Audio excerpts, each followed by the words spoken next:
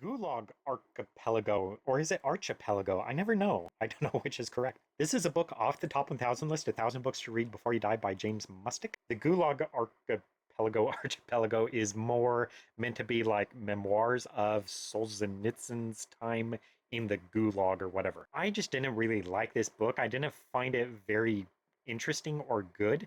And I think one of the reasons is because he's writing it, I don't know how to say, but it has really kind of a distant style. So he's not writing it like really deeply personal. And I'll give a perfect example of that. The book basically begins with his chapter talking all about like, when the police arrest you and like your first thought is like, what did I do? And all this stuff. And you're just thinking like, I'm innocent, I'm innocent. But he's not actually talking like a personal account of it. So apparently, I read up on it a little bit. Solzhenitsyn was arrested because he wrote something or he told someone that the Soviet government essentially should be torn down. And so that got him sent to the Gulag. So I just don't like that this book begins with him talking about like, when the police arrive, you're wondering, like, what did you do wrong? But this guy should have known exactly what he did wrong. But he doesn't write that. Instead, it's all this stuff about, like, oh, you wonder what you could have done wrong and you think how you are innocent. This guy should have known, oh, I'm not innocent. They know what I wrote and yeah, I'm in trouble. I'm screwed.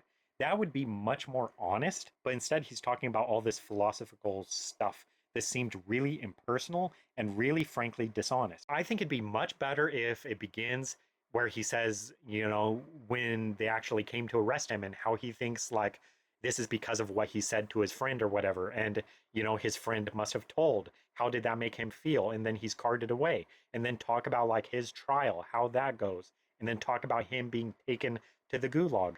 But he just skips over that. He doesn't tell you anything about that. Instead, he tells you like secondhand accounts of like, oh, here's this other prisoner and this is like how he was tortured, or I hear that this is how this other guy was tortured.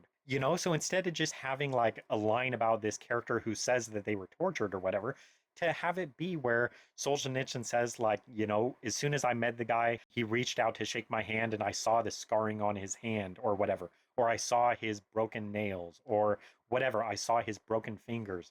That is a personal account. That makes it seem relatable, not just him saying, like, oh, here's this prisoner who says that they were tortured. I don't know that prisoner. I don't, relate with that. If you're like really interested in this era or whatever, I see how you may like it, but reading this book, I just think there has to be better written books than this about like what was going on inside the Soviet Union. So, yeah, I just did not like this book at all. It did nothing for me.